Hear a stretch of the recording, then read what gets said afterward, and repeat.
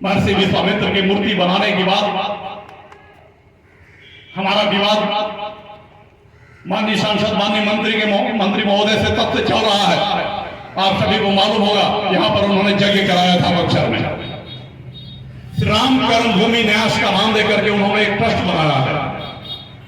जब वो ट्रस्ट का नामकरण हो रहा था, मीटिंग हो रही थी पटना में सर्किट हाउस में, उस मीटिंग में मैं भी था। 8-10 लोगों की मीटिंग थी केवल। उस मीटिंग में मैंने कहा था, मंत्री जी ये राम कर्मभूमि नहीं हो सकता,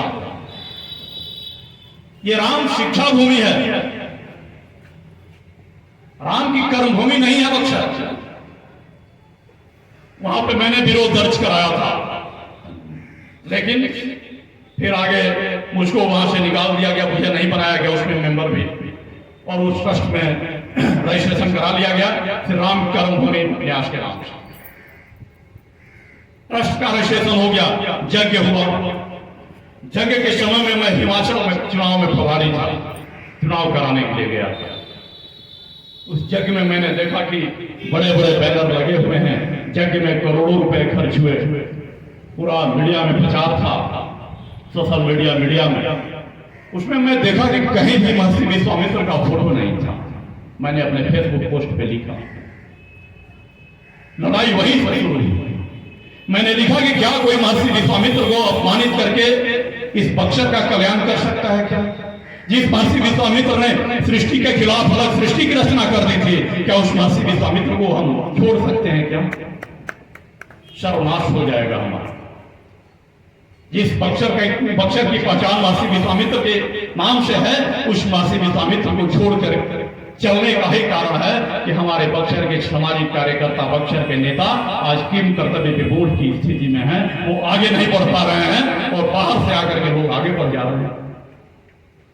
आप अपने पूर्वज को, आप अपने अभिभावक को, आप अपने मार्गदर्शक को, आप अपने आदर्श को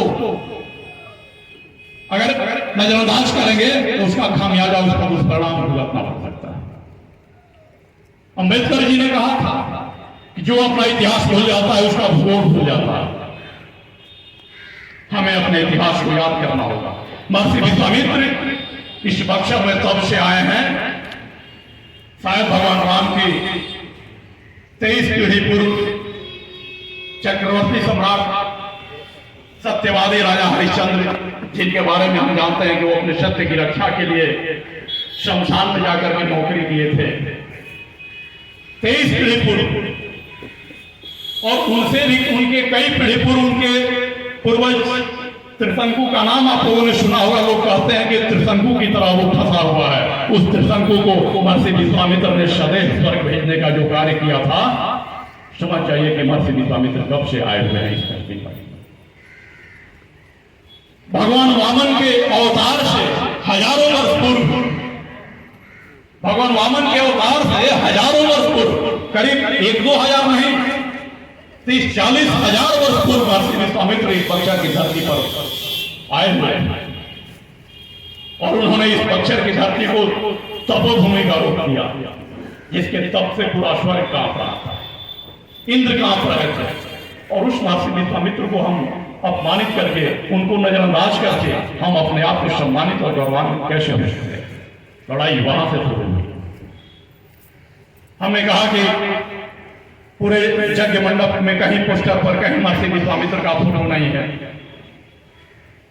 फिर दूसरा बैनर फोटो उसमें छपवा करके दूसरा बैनर लगाया गया और मेरा भी नाम दिया गया कि राणा प्रताप सिंह भी इस यज्ञ के उपाध्यक्ष कमेटी के। मैंने कहा कि मैं इस यज्ञ समिति में कुछ नहीं है। मैंने फिर लिखा, आप डरते हैं भगवान के नाम पर, भगवान के नाम पर हमको कर्म होने देंगे क्या? उस यज्ञ में मैं उपाध्यक्ष नहीं रहूंगा तो क्या हो जाएगा भाई? वो यज्ञ के कर्मियों का अड्डा बना हुआ था, धन संग्रह का कारण अड्डा बना हुआ था। वहां पाप की भूमि, उस पुण्य भूमि को पाप भूमि में तब्दील कर दिया गया।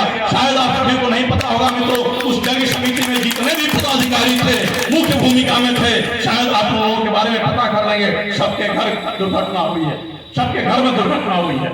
चौबे जी का स्वयं बड़ा भाई मरा है, एयरफोर्स में थे और जवान थे। उस जगह के कुछ ही दिनों बाद आप कर्म करेंगे इस तपोभूमि पर। और वो कुकर्म हम होने देंगे? हमारी जितनी ही क्षमता होगी हम उसको रोकने का प्रयास करेंगे। और मैंने कहा कि आज जो यज्ञ है राजनीतिक साजिश है, राजनीतिक यज्ञ हो रहा है, इस यज्ञ से मुझे कोई लेना देना नहीं है और मैं इस यज्ञ का कोई हिस्सा नहीं हूँ। मुझे मेरा नाम वहां से काट करके हटा दिया जाए, मुझे पद और प्रतिष्ठा की लालच नहीं। मेरा आगे क्या होगा, मैं विधायक और सांसद बनूंगा नहीं बनूंगा इसकी मुझे कोई परवाह नहीं, लेकिन मैं कुछ भी बर्दाश्त करने की स्थिति में नहीं हूँ कि कोई मेरे सामने कुछ भी बोलेगा, कोई कर्म करेगा, मैं उसको सुनकर कब चुप रह जाऊंगा, ये नहीं। मैं उसका प्रतिकार करूंगा। मैं राजनीतिक और सामाजिक कार्यकर्ता हूँ, मैं लड़ाई नहीं कर सकता हूँ, मैं झगड़ा नहीं कर सकता हूँ, लेकिन मैं शब्दों की बाढ़ से माता ने उतनी क्षमता दी है कि मैं अपने शब्द बाढ़ चला करके उसकी छाती को छलनी कर दूंगा। मैंने कहा कि नहीं, ये सब नहीं चलना और मैं उस जगह समिति से अपना नाम कटवा लिया।